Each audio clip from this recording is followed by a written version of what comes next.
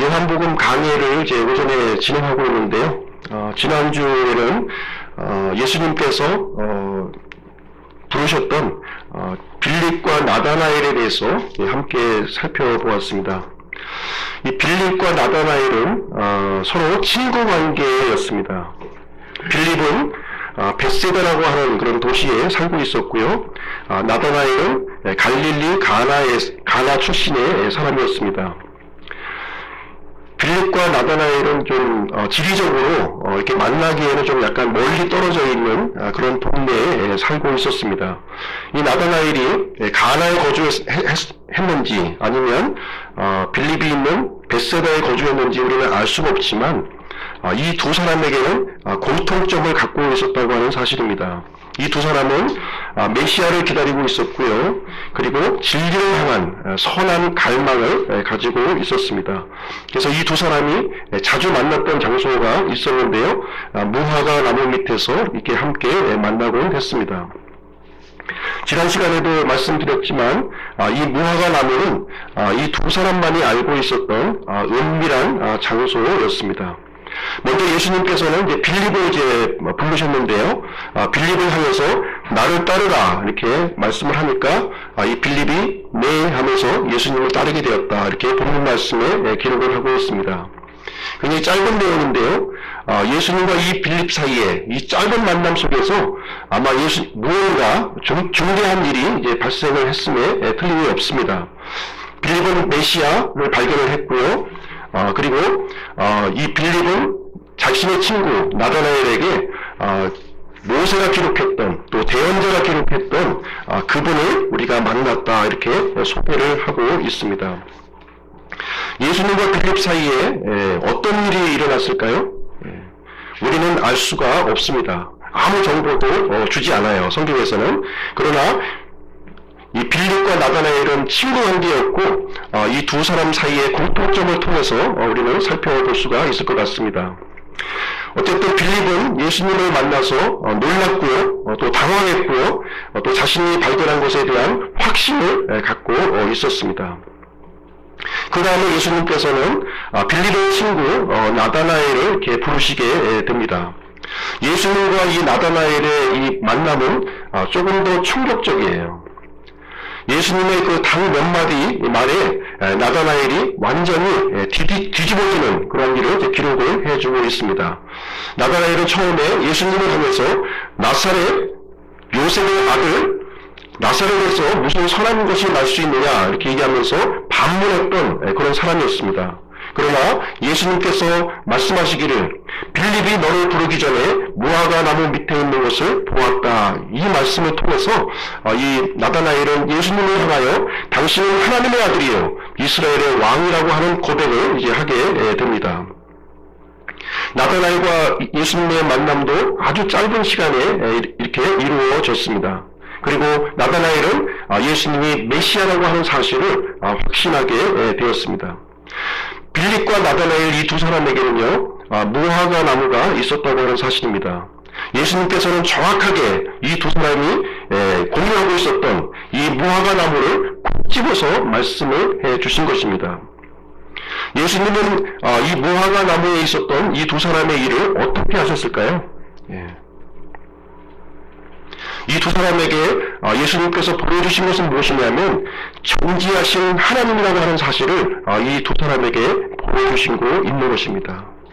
모든 것을 알고 계시는 그 하나님의 모습을 이렇게 살짝 비춰주었고요. 이 두 사람은 그것을 통해서 예수님이 구약성으로 기록되어 있는 메시아라고 하는 사실을 확신하게 되었다 이렇게 말씀을 해주고 있습니다. 이 두 사람은 무화과 나무 밑에서 무엇을 했을까요? 우리는 알 수가 없지만 분명한 사실은 대언자의 글들을 탐구했을 것으로 생각이 됩니다. 그리고 이스라엘의 장래에 대해서 생각을 했을 겁니다. 그리고 앞으로 오실 이 메시아를 기다리고 있었다고 하는 사실을 우리는 미루어 짐작을 할 수가 있습니다. 예수님은 이렇게 해서 이제 5명의 제자를 이제 부르시게 되는데요. 처음에 침례 요한의 두 제자, 안드레와 요한을 이제 부르셨고요. 그 다음에 안드레의 형 시몬을 이제 부르시게 됩니다. 그리고 지난주에는 빌립과 나다나엘 이렇게 5명의 제자를 부르시게 되었습니다. 그래서 오늘 아침 시간에는 요한복음 2장의 말씀을 이제 전해드리려고 합니다. 먼저 본문을 말씀드리기 전에 몇 가지 내용을 먼저 알려드리도록 하겠습니다. 요한복음에 보시면 기적이라고 하는 단어가 이제 등장을 하고 있습니다. 기적과 또 비슷한 단어로서 이적, 표적이라고 하는 단어가 나오고 있는데 이 의미에 대해서 잠깐 설명을 드리도록 하겠습니다. 기적은 영어로 이제 미러클 이렇게 되어 있고요. 그리고 이적은 원더, 그리고 표적은 사인 이렇게 영어로 되어 있습니다. 먼저 기적이라고 하는 것은 무엇이냐면 자연 현상으로 설명할 수가 없는 거예요. 초자연적인 현상으로만 설명할 수 있는 것을 우리는 이제 기적이다 이렇게 얘기를 합니다. 예를 들면 죽은 자가 살아나거나 아니면 물이 위에서부터 아래로 흘러야 되는데 거꾸로 물이 밑에서부터 위로 흘러가는 것, 이런 것을 기적이다 이렇게 얘기를 합니다. 두 번째, 이적이라는 단어를 사용하는데요. 기적과 좀 비슷하긴 하지만 이적은 깜짝 놀랄 일이라는 거예요. 깜짝 놀랄 일입니다. 많은 사람에게 관심과 주의를 일으키는 그런 일들을 얘기하는 것입니다. 아주 충격적인, 대중적인 사건을 얘기하고 있는데요. 기적은 초자연적인 일을 얘기하고 있지만 이 이적은 자연적인 현상을 포함해서 초자연적인 현상, 모든 것을 포함한다고 볼 수가 있겠습니다. 세 번째는 이제 표적이라는 단어가 이제 요한복음에 등장을 하고 있습니다. 이 표적은 이제 우리가 영어로 할 때 쉽게 이해가 될 수 있는 말이기도 한데요. 영어로 이제 사인이라고 하는 말입니다. 사인. 야구 경기할 때 투수와 이제 포수 사이에 이루어지는 사인, 또 감독과 선수들 사이에 이루어지는 그 사인을 얘기해주고 있는 거예요. 어떤 내적인 의미를 여기서 이제 갖고 있는 말을 의미하고 있습니다. 그래서 예수님께서 보여주신 이 기적이 어떤 영적인 의미가 포함되어 있다면 이것을 표적이라는 단어로 우리가 사용을 하고 있는 것입니다. 그래서 기적, 이적, 표적 이 세 단어는 호환적으로 사용하기도 하면서 독립적으로 사용하는 그런 단어가 되겠습니다. 요한복음의 개요를 잠깐 말씀드리면 오늘 이제 2장 말씀부터 12장까지는 예수님의 공적 사역을 이제 다루고 있는 내용이 되겠습니다. 특별히 12장까지는 예수님의 7가지 기적을 여기에서 기록을 해주고 있는데요. 이 7가지 기적을 통해서 예수님이 하나님이시다 하는 것을 우리에게 알려주고 있습니다. 요한복음에 기록한 목적, 요한복음 20장 31절에 보시면 요한복음을 기록한 목적이 나오고요. 예수님께서 기적을 일으키신 그 목적에 대해서 여기 우리에게 알려주고 있습니다. 예수님께서 보여주신 이 기적은 절대로 따라서 하라고 보여주신 것이 아니에요. 따라서 하라고 보여주신 것이 아닙니다.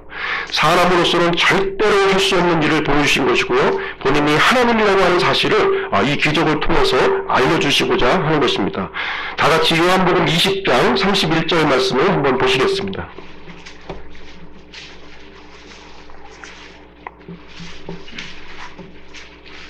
요한복음 20장 31절 반복해서 나오는 구절이 될 텐데요. 한번 암송을 해주시면 고맙겠습니다. 같이 한번 읽어보시죠. 시작. 이것들을 기록함은 예수님께서 하나님의 아들 그리스도이심을 너희가 믿게 하려 하며 또 믿고 그분의 이름을 통해 생명을 얻게 하려 함이니라. 요한복음의 기록 목적 2가지를 여기에서 언급을 해주고 있습니다. 첫 번째는 무엇이냐면 예수님이 그리스도이심을 믿게 하기 위해서 기록했다 이렇게 얘기를 해주고 있습니다. 두 번째는 예수님의 이름을 통해서 하나님의 생명을 얻기 위해서 이 요한복음을 기록했다고 우리에게 말씀을 해주고 있습니다. 다시 말하자면 요한복음의 기록을 통해서 예수님은 전능하신 하나님이시라고 하는 사실을 선포하고 계시고 있는 겁니다. 그리고 13장부터 17장까지는 이제 공생의 사역에 이어서 예수님의 사적인 사역을 이제 기록을 해주고 있습니다. 제자들과 이런 사적인 내용을 기록하고 있습니다. 그리고 18장부터 21장까지는 예수님께서 십자가에서 죽으신 그리고 부활 이후에 나타나심에 대해서 기록을 해주고 있습니다. 요한복음 2장을 전하기에 앞서서 2가지 질문을 여러분들에게 드리겠습니다. 첫 번째 질문은요. 예수님께서 물로 포도즙을 만드셨는데 그렇죠? 이 사실이 믿어지십니까? 믿어지시는 분 계세요? 물로 포도즙을 만드셨어요. 예. 네 가지 항목을 제가 사지선다형으로 말씀드리겠습니다. 첫 번째, 믿어진다. 두 번째, 믿어지지를 않는데 믿고 싶다. 세 번째, 실제적으로 불가능하지만 영적으로 나는 믿는다. 네 번째, 못 믿겠다. 예. 어느 항목을 택하시겠습니까? 두 번째 질문 드릴게요. 예수님께서 만드신 것은 포도주입니까? 포도즙입니까? 개혁성경에는 이제 포도주로 이렇게 기록이 되어 있고요. 99% 이상의 교회가 포도주라고 지금 주장을 하고 있습니다. 여기에는 개혁성경이 중요한 뒷받침을 이제 하고 있고요. 그리스도인은 포도주를 먹어도 된다, 이런 주장을 이제 하고 있게 됩니다. 이 두 가지 질문에 대한 대답이 오늘 본문의 말씀을 통해서 분명한 해답을 발견하기를 원합니다. 오늘 말씀의 제목은 물로 포도즙을 만드신 예수님이라고 하는 제목을 가지고 오늘 본문 말씀을 전하도록 하겠습니다. 요한복음 2장 1절 2절 말씀을 한번 보시도록 하겠습니다. 요한복음 2장 1절 2절 제가 읽어드릴게요. 셋째 날 갈릴리 가나에서 혼인잔치가 있어 예수님의 어머니도 거기 있었고 예수님과 그분의 제자들도 혼인잔치의 초대를 받았더라.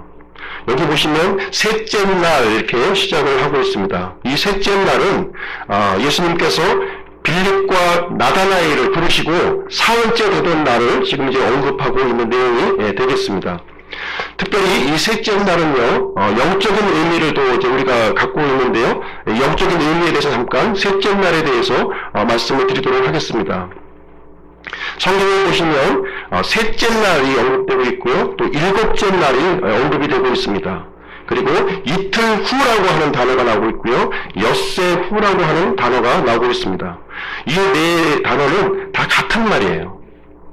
이틀 후는 셋째 날을 의미하는 것이고요, 엿새 후는 일곱째 날을 얘기하고 있는 것입니다. 그리고 셋째 날과 일곱째 날은 같은 날을 의미한다, 이렇게 영적으로 이해하셔도 무방을 합니다. 하나님께서는 하루를 1000년으로 이렇게 계수를 하고 계셔요. 1000년으로 계수를 하십니다. 예수님께서 창조하신 이후 엿새 후 일곱째 날이면 예수님 메시아가 재림하는 그날을 얘기하고 있는 거예요. 예수님께서 초림하신 후에 이틀 후 셋째 날에는 역시 예수님이 영광 가운데 재림하는 그 날을 언급하고 있는 것입니다. 빌립과 나다나엘은요, 이스라엘인들을 대표하는 인물들이에요. 이스라엘을 대표하는 인물이었고요, 둘째 날이 지나갔고 셋째 날이 되어진 거예요. 이 날은 예수님께서 공중에서 재림하시고 교회가 휴거가 이루어지고 공중에서는 어린 양의 혼인잔치가 이루어지고 이 땅에서는 창세 이후로 경험할 수 없었던 그런 대환란의 날이 진행되는 모습을 우리는 볼 수가 있습니다. 영적으로 이 가나의 혼인잔치는 어린 양의 혼인잔치를 지금 이제 말하고 있는 것이 되겠습니다. 다시 땅으로 내려오셔서요, 갈릴리 가나에서 진행하고 있는 지금 혼인잔치에 대해서 우리가 살펴보도록 하겠습니다.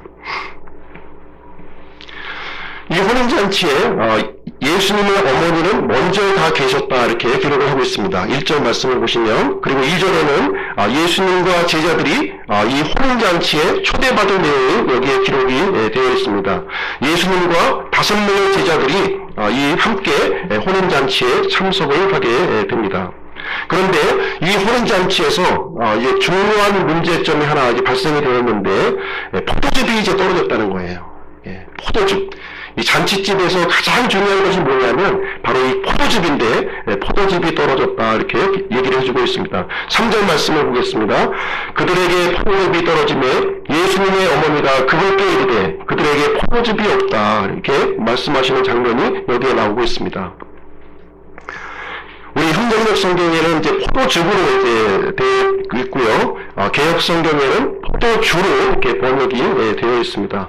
영어로 보시면 와인이라고 하는 단어를 번역을 한 것인데, 포도즙으로 번역이 가능하고요, 포도주로도 번역이 가능을 합니다. 포도즙이 이제 무엇이냐면 포도 알갱이를 이렇게 뭉개서 나오는 액체, 즙을 바로 이제 포도즙이라고 이제 얘기를 하고 있는 것입니다. 성경에서는 새 포도즙, 순수한 피라고 이렇게 언급을 해주고 있습니다. 이 포도즙을 자연 상태에서 그냥 놔두게 되면 발효가 일어나요. 발효가 일어나면 어떻게 되냐면 식초가 됩니다. 특별한 일이 없는 한 이 포도즙은 자연 상태에서 식초가 됩니다. 그리고 이 포도즙을 여기다가 이제 효모를 집어넣고 밀봉을 하게 되면 포도주가 되는 거예요. 포도주는 자연 상태에서 이루어지는 것이 아니라 이렇게 인위적으로 이렇게 밀봉을 했을 때 이제 이루어지는 것이 바로 이제 포도주가 되겠습니다. 이 잔치집에서 포도주가 나온다는 거 좀 자연스러운 일이죠. 우리나라 문화에서도 뭐 자연스러운 일로 받아들여지고 있는데 문제는 예수님께서 포도주를 만드셨느냐 하는 부분이 이제 되겠습니다. 과연 예수님께서 포도주를 만드셨을까? 이 부분에 대해서 말씀을 드리도록 하겠습니다. 포도주에 대한 성경의 가르침, 일관된 가르침을 보면 상당히 부정적으로 기록을 해주고 있습니다. 신명기 32장 33절 말씀에 보시면 이 포도주를 어떻게 언급을 하고 있냐면 용들의 독이요 독사들의 치욕한 독이다 이렇게 언급을 해주고 있습니다. 포도주를 독으로 얘기하고 있는 거예요. 포도주는 사람이 먹어야 될 것이 아니라 먹어서는 안 될 독이다 이렇게 얘기해주고 있고요. 독 중에서도 아주 치명적인 독이라고 이렇게 우리에게 말씀을 해주고 있습니다. 잠언 23장 31절에도 말씀을 보시면 포도주가 이 제빛깔을 내게 되면 그 포도주를 쳐다보지도 말라 이렇게 기록을 해주고 있습니다. 예수님께서 이 포도주를 만드셨다면 성경을 정면으로 위배해야 하는 일이 될 것입니다. 우리 구약성경 한 말씀을 좀 이 시간에 포도주에 대한 것이 초점이 아니기 때문에 한 말씀만 좀 찾아보고 넘어가도록 하겠습니다. 하박국서 2장 말씀입니다. 하박국서 2장. 하박국 2장 15절 말씀입니다. 제가 갖고 있는 성경으로는 1125쪽이 되겠습니다.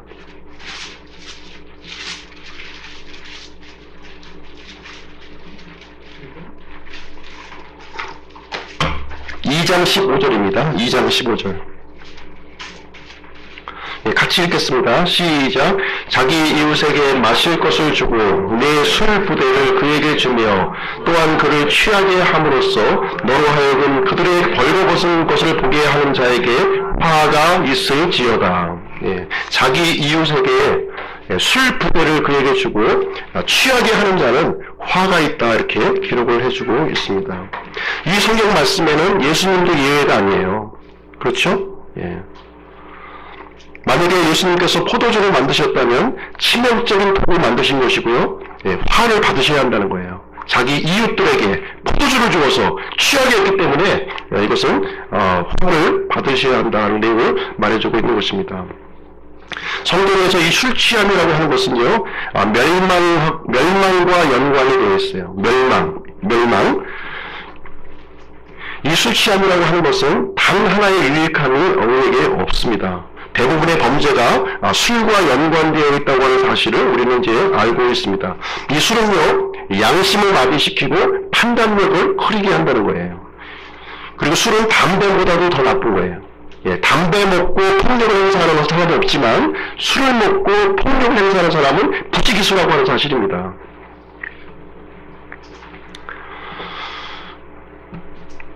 술의 이 해악에 대해서는 통계 자료도 우리에게 입증을 해주고 있어요. 방화 사건, 익사, 자살, 산업재해, 살인, 아동학대, 강간 등 주요 범죄가 술과 깊은 연관관계가 있다. 80% 이상 연관관계가 있다 이렇게 발표를 해주고 있습니다. 우리 인류에게 수많은 슬픔과 고난과 눈물과 가슴 아픈 원인이 술에 있다 이렇게 성경은 우리에게 말해주고 있습니다. 예수님께서 인류의 구원자 예수님께서 술을 마시고 술을 취하게 했다면 어떻게 되는가 하는 것입니다. 그리고 이 포도주는요, 예수님의 이 거룩한 성품과 일치하지 않는 거예요. 일치하지 않습니다. 이 포도주 안에는 아시다시피 누룩이 들어있습니다. 누룩이 들어있어요. 성경의 누룩은 죄라고 얘기하고 있는 거예요. 예수님은 왜 오셨습니까? 죄를 제거하시기 위해서 하나님의 어린 양으로 이 땅에 오신 거예요. 아멘. 예수님께서 누룩을 발효시킨 그 포도주를 만드셨다고 하는 것은 예수님의 성품하고도 일치되지 않는 내용이 되겠습니다. 가장 확실한 것은요, 본문 말씀 2장 13절을 보시면 나와 있습니다. 2장 13절, 요한복음 2장 13절 한번 보실게요. 유대인들의 유월절이 가까이 오매 예수님께서 예루살렘으로 올라가사, 이렇게 기록이 되어 있습니다. 이 가나의 혼인잔치는요, 이스라엘의 그 유월절과 굉장히 가까운 시기에 혼인잔치가 이루어진 거예요.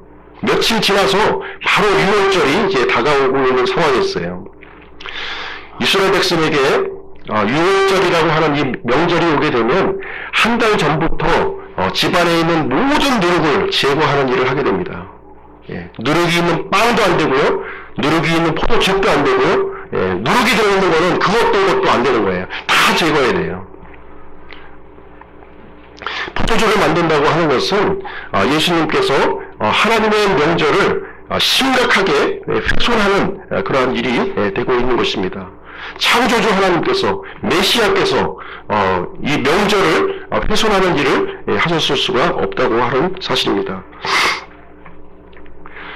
예수님께서 포도주를 만드셨다고 이렇게 주장하는 사람들은 술의 정당성을 얘기하는 것이고요, 성경도 모르는 사람이고 예수님도 모르는 그러한 사람들이라고 말씀드릴 수가 있습니다. 잔치집에서 포도즙이 이제 떨어지는 일이 이제 발생했다, 지금 이제 이렇게 기록을 하고 있는 거예요. 포도주가 떨어진 게 아니에요. 포도즙이 떨어졌다, 이렇게 얘기를 해주고 있습니다. 예수님의 어머니께서 그들에게 포도즙이 없다, 이렇게 말씀을 하셨습니다. 예수님의 어머니는요, 예수님이 자신의 아들이었지만 어떤 분인지 잘 알고 계셨던 분이십니다. 예수님은 지혜로우시고 또 사람들의 친절하시고 관심이 많으신 그런 분이셨어요. 그래서 이 안타까운 이 상황을 해결 방법을 좀 이제 제공해 줄 것을 지금 이제 요청하고 있는 내용이 되겠습니다. 본문 4절 말씀 제가 읽어드리겠습니다. 예수님께서 그녀에게 이르시되 여자여, 내가 당신과 무슨 상관이 있나이까? 내 때가 아직 이르지 아니하였나이다. 이 모친 어머니 마리아의 요청과 예수님의 대답이 전혀 동물서답과 같은 지금 이제 질문과 대답이 지금 진행이 되고 있습니다. 무슨 내용일까요? 여자여, 이렇게 얘기하고 있습니다. 여자여. 당시 이스라엘 사회에서 여자여 하는 말은 이렇게 좀 불손한 말은 아니었어요. 여성에 대한 존칭의 말이었지만 어머니에게는 합당치 않은 그런 표현이었습니다. 어머니에게 여자여 하는 것은 합당치 않은 그런 표현이었어요. 그러나 예수님께서는 자신의 어머님을 향해서 이제 여자여, 이렇게 언급을 하고 있고 있는 것입니다. 뿐만 아니라 마리아의 요청에 대해서 거절하고 있는 내용이 여기에 기록이 되어 있어요. 내가 당신과 무슨 상관이 있나이까? 내 때가 아직 이르지 아니하였나이다, 이렇게 얘기를 해주고 있는 거예요. 지금 어머니 마리아와 예수님 사이에 중대한 변화가 지금 생긴 것을 우리는 이제 이 본문의 내용을 통해서 우리는 살펴볼 수가 있는 것입니다. 지금까지 예수님은 어머니 마리아의 그 말에 순종하면서 복종하면서 지금까지 사적인 생애를 이제 살아왔다는 거예요. 그러나 지금 이 순간부터는 이제 사적인 생애를 청산하고 공적인 생애를 이제 시작하겠다는 내용이 여기에 이제 담겨져 있는 것입니다. 마리아의 아들이 아니라 하나님의 아들로서의 행보를 내가 지금 하겠다 하는 내용이 여기에 이제 담겨져 있게 됩니다. 5절 말씀 보겠습니다. 그분의 어머니가 종들에게 이르되 그분께서 너희에게 무엇을 말씀하시든지 그대로 하라 하니라. 그럼에도 불구하고 이제 어머니 마리아는 예수님의 이 말씀을 존중하는 모습을 이제 우리는 볼 수가 있고요. 종들에게 예수님이 어떤 말씀을 하든지 순종하라고 이렇게 얘기를 하게 됩니다. 6절 말씀 보겠습니다. 6절. 거기에 유대인들의 정결하게 하는 관리에 따라 각각 물 2통 담는 돌 항아리 6개가 놓여있더라. 여기 보시면 정결하게 하는 관례가 이제 여기 나오고 있어요. 정결하게 하는 관례. 이 정결하게 하는 관례는 모세의 율법에 더한 내용이 됩니다.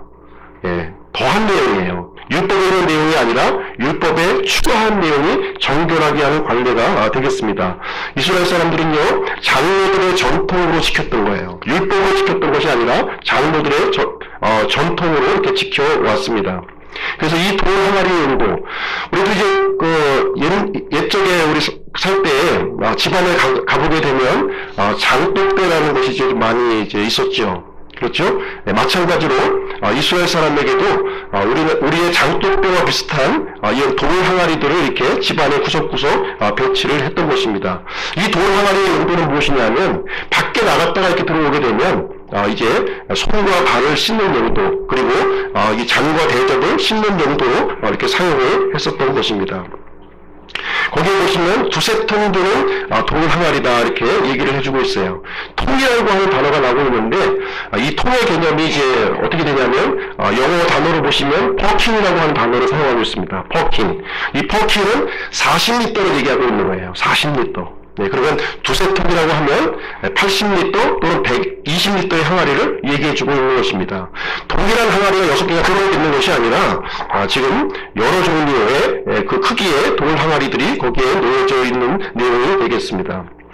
이 돌 항아리는 비어있었어요. 왜냐하면 혼인잔치에 참석한 많은 사람들이 손과 발을 씻었고 잔과 대접을 씻었기 때문에 지금 비어있는 그런 상태를 보여주고 있습니다.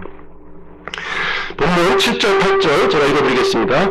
예수님께서 그들에게 이르시되 물 항아리들의 물을 채우라 하신즉 그들이 아귀까지 그것들을 채우니 그분께서 그들에게 이르시되 이제는 떠서 잔치 맡은 자에게 가져다 주라 하시매 그들이 그것을 가져다 주었더니 이 종들이 예수님의 말씀에 순종을 했습니다. 항아리의 입구까지 물을 채웠고요. 그리고 잔치 맡은 자에게 그 물을 이제 떠다 주었다 이렇게 기록을 해주고 있습니다. 놀라운 일이 발생했죠. 예. 이 물이 포도즙으로 이제 바뀐 것입니다. 9절 10절 한번 보겠습니다. 잔치를 주관하는 자는 포도즙이 된 물을 맛보고 그것이 어디서 났는지 알지 못하되 그 물을 떠온 종들은 알더라. 잔치를 맡은 자가 신랑을 불러 그에게 이르되 모든 사람이 처음에 좋은 포도즙을 내고 사람들이 충분히 마신 뒤에 덜 좋은 것을 내거늘 그대는 지금까지 좋은 포도즙을 남겨두었도다 하니라. 예.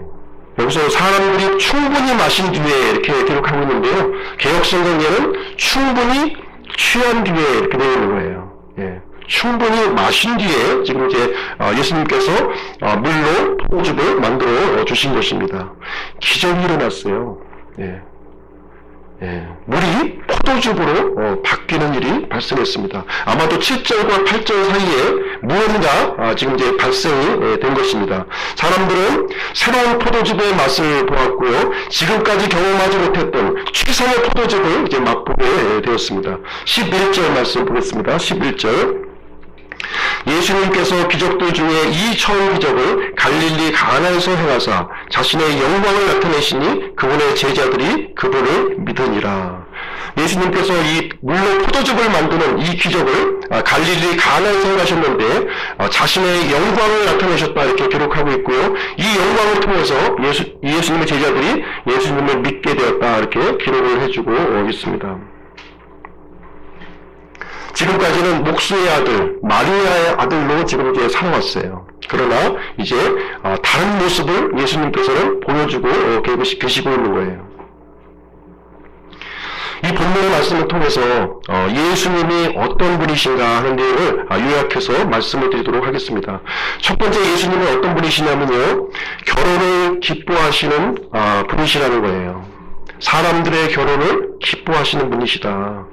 예수님의 첫 번째 공식 행사가 바로 결혼식장이었습니다. 마지막 기적을 행하신 장소가 어디냐면 장례식장이었어요.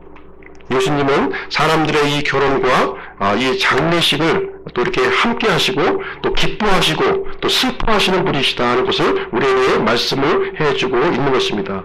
예수님은요, 사람들과 함께 있는 것을 낭비라고 생각하지 않으셨어요. 예. 어떤 형태로든 사람과 함께 하려고 하는 모습이 예수님의 공생의 사역을 통해서 우리를 발견을 할 수가 있는 것입니다. 심지어 어린아이가 이렇게 다가올 때에도 거절하지 아니하시고 그 어린아이를 받아주셨던 예수님의 모습을 우리에게 보여주셨습니다. 예수님은 사람들과 함께 기뻐하셨고, 또 이 잔치집에 오셔서 물로 된 포도즙을, 최상급 포도즙을 지금 이제 공급해주고 계시고 있는 것이 되겠습니다.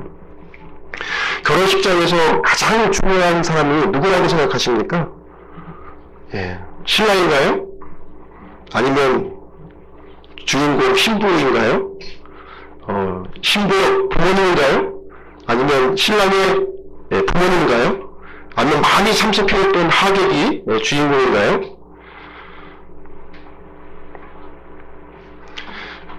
결혼식장의 주인공은 예수님이십니다.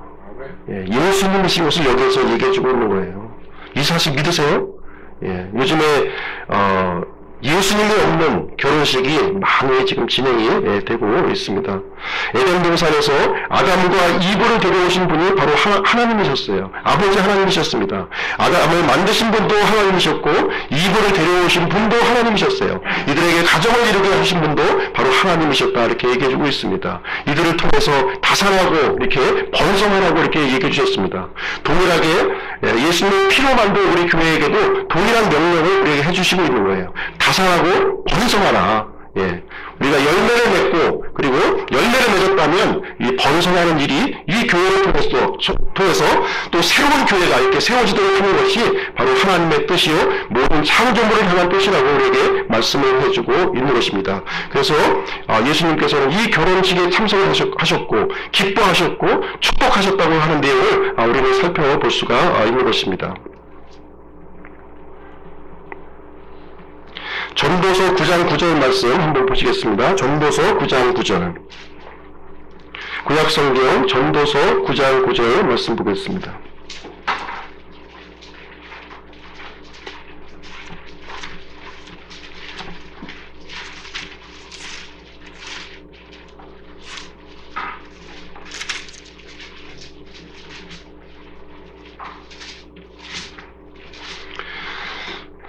같이 읽겠습니다. 시작. 내 헛된 삶의 모든 날, 곧 그분께서 해 아래에서 내게 주신 내 모든 헛된 날에 내가 사랑하는 아내와 함께 즐겁게 살지어다. 그것은 이 삶 속에서 내가 해 아래에서 행하는 수고 중에서 내가 받을 몫이니라. 우리는 하나님을 떠난 헛된 삶을 우리는 살고 있어요. 그럼에도 불구하고 이 헛된 삶을 살고 있는 이 사람들을 향해서 하나님께서 말씀하시는 내용은 무엇이냐면 내가 사랑하는 아내와 함께 즐겁게 살라고 이렇게 얘기를 해주고 있는 거예요. 하나님께서는 이 가정을 이루는 것을 참 이 헛된 삶을 비록 하나님을 떠나서 살고 있지만 이 가정을 통해서 하나님의 이 복된 일을 이제 행하실 것을 지금 말씀해 주고 있습니다. 우리가 이제 가정을 이루고 또 자녀를 낳고 또 새로운 가정을 이루는 것이 우리가 받을 몫이라고 이렇게 말씀해 주고 있고요. 그것을 통해서 하나님께서는 놀라운 축복의 일을 진행하고 있는 것이 되겠습니다. 두 번째로 예수님은 어떤 분이시냐면 삶의 질을 바꿔주시는 분이세요. 삶의 질을 바꿔주시는 분이십니다. 본문의 말씀을 보시면 6개의 돌 항아리가 여기 등장을 하고 있어요. 6개의 돌 항아리. 이 돌 항아리는 진흙덩어리로 만들어진 겁니다. 진흙덩어리로 만들어진 거예요. 무가치한 사람의 모습을 여기에서 우리에게 보여주고 계시는 것입니다. 우리는 육신으로 태어난 사람들이고요. 하나님을 떠난 그런 존재들입니다.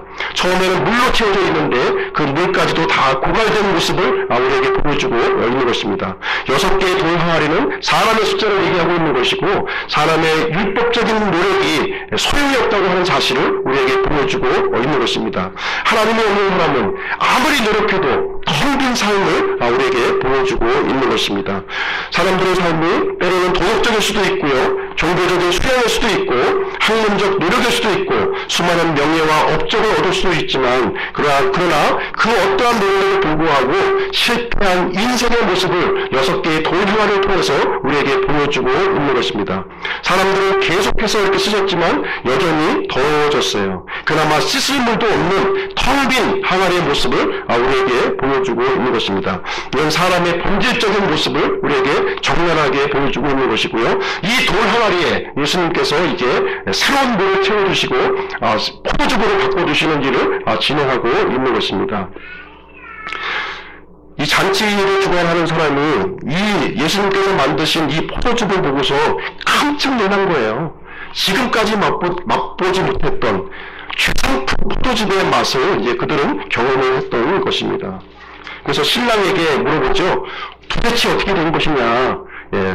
천원의 사람들은 좋은 포도즙을 내고 나중에 나쁜 포도즙을 내는데 어떻게 이 집에서는 더 이렇게 좋은 포도즙을 지금까지 남겨두어서 이렇게 공급을 하고 있느냐 이렇게 얘기를 해주고 있습니다. 그러나 이 포도즙의 출처는요, 이 신랑이 아니었고 바로 예수님이었다는 사실을 우리에게 보여주고 있는 것입니다.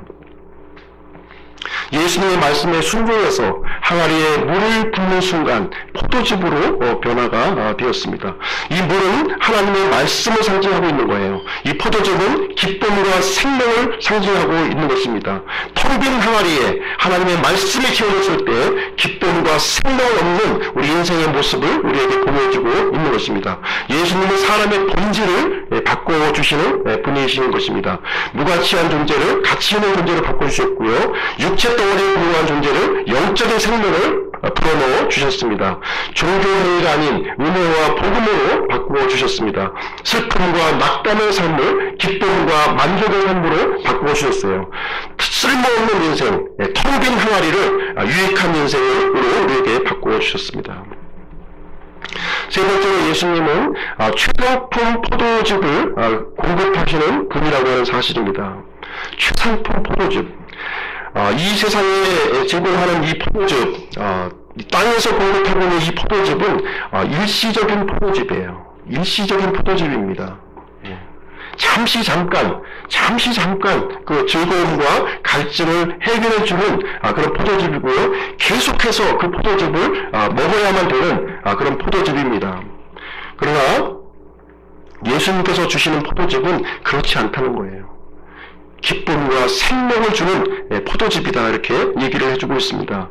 예수님께서 주시는 이 포도즙은 땅의 포도즙이 아니라 하늘의 포도즙이다 이렇게 말씀을 해주고 있습니다. 순수하고 화평하며 부드러우며 그 눈물과 선한 열매가 가득하고 사람들에게 기쁨과 유익과 생명을 제공해주는 그 포도즙을 우리에게 공급해 주셨다고 하는 사실입니다. 세상이 주는 것은 점점 나빠지고 부패해주지만 예수님께서 우리에게 주시는 이 포도즙은 점점 더 생명이 있고 기쁨이 넘치는 포도즙을 우리에게 제공을 해주신다고 하는 사실입니다. 그리고 이 포도즙은요, 예수님께서 앞으로 흘리실 이 순수한 피를 이제 상징하고 있는 거예요. 우리가 출애굽기 기록을 보시면 이 모세가 나일강을 피로 이렇게 이제 변화시키는 그런 기적을 일으키게 됩니다. 모세가 나일강을 이렇게 이 피로 만드는 그 피는 율법의 피예요. 율법의 피. 부패한 피고 사망과 저주의 피였습니다. 그러나 예수님께서 만들어주신 이 순수한 포도즙, 순수한 피는 이제 갈보리 십자가에서 흘리실 그 피를 이제 의미하고 있는 것입니다. 값없이 제공하시는 은혜의 피요, 생명의 피라고 하는 사실을 우리에게 보여주고 있는 거예요. 예수님께서 우리에게 흘려주신 이 피는 유일무이한 피요, 완전한 피요, 하나님의 피요, 무죄한 피임을 우리에게 보여주고 있습니다. 우리의 궁극적인 문제, 인생의 궁극적인 이 텅 빈 항아리를 채워줄 수 있는 그 예수님의 순수한 피를 우리에게 알려주고 있는 것입니다. 네 번째로 예수님은 어떤 분이시냐면 영광을 나타내시는 분이시다 이렇게 얘기해주고 있어요. 자신의 영광을 나타내시는 분으로 소개를 해주고 있습니다. 이 영광이라고 하는 단어는 무엇이냐면 하나님의 이 거룩한 속성이 밖으로 이렇게 표기되는 것을 얘기하고 있는 거예요. 예수님의 육신의 장막으로 감춰져 있었는데 이 감춰져 있는 하나님의 이 속성이 밖으로 이렇게 드러나는 것이 바로 영광의 모습을 얘기해주고 있습니다. 예수님의 지금 이 겉모습은 마리아의 아들 목수의 모습이었어요. 보잘것없는 나사렛에서 이렇게 살고 있는 그런 신분의 소유자였습니다. 그러나 예수님의 이 속모습은 하나님이시다 하는 사실을 우리에게 알려주고 있는 것입니다. 물론 포도즙을 만드는 이 사건을 통해서 예수님께서 하나님이신 것을 만천하에 지금 이제 공개를 해주고 있는 것입니다. 하나님께서 불가능이 없다고 하는 사실 아십니까? 하나님은 무에서 유를 창조하신 분이세요. 무에서 하늘과 땅을 창조하셨고 모든 창조물을 창조하신 분이십니다. 이 하나님께서 물로 포도즙을 만든 것은 어려운 일이 아니라는 겁니다. 예수님이 하나님이라고 하는 사실만 우리가 인지한다면 물이 통으로 되는 거 아무것도 아니에요, 그럼요. 예, 아무것도 아니에요. 예, 너무 쉬운 일입니다. 너무 쉬운 일을 지금 보여주었지만 우리 사람에게는 unbelievable, impossible 이렇게 보여지는 거예요. 하나님께는 아무것도 않은 일이 우리 사람에게는 과학적으로 이해할 수 없어, 거짓말 같은 얘기야 이렇게 받아들이고 있는 것입니다. 예레미야 32장 17절 말씀 제가 읽어드릴게요. 아, 주 하나님이여 보시옵소서. 주께서 주의 크신 권능과 뻗은 팔로 하늘과 땅을 만드셨사오니 주께는 너무 어려운 일이 없나이다 이렇게 기록을 해주고 있습니다. 본문 2장 11절 말씀에서 자신의 영광을 이렇게 나타내셨다, 하나님이시다 하는 사실을 이렇게 우리에게 보여주셨습니다. 하나님의 영광을 본 사람들은요, 두 가지 반응을 하게 됩니다. 두 가지 반응. 믿는 사람이 생기는 반면에 거부하는 사람이 생긴다고 하는 사실입니다. 물을 가지고 포도즙을 만드신 예수님은 우리 인생의 모든 문제를 해결할 수 있는 그런 분이시라는 거예요. 물로 포도즙을 만드셨는데 뭔들 못하시겠습니까? 뭔들 못하시겠어요? 죄의 문제, 죽음의 문제, 또 진리의 문제, 영혼의 문제, 거기에 대한 고민이 있으신가요? 아니면 또 가정의 문제, 학업의 문제 있으신가요? 물로 포도즙을 만드신 그 예수님은 모든 것을 할 수 있는 하나님이십니다. 그래서 어려운 일이 없으신 이 예수님께 나아갔을 때 인생의 모든 문제가 풀릴 수 있다는 것을 우리에게 말씀을 해주고 있습니다. 바로 그분이 바로 우리의 구원자 예수 그리스도시라고 우리에게 말씀을 해주고 있습니다. 그래서 예수님을 나의 주, 나의 하나님으로 믿고 따르는 우리 기쁜 침례 성도님들이 되기를 주님의 이름으로 축원드립니다. 그래서 기도하고 마치겠습니다.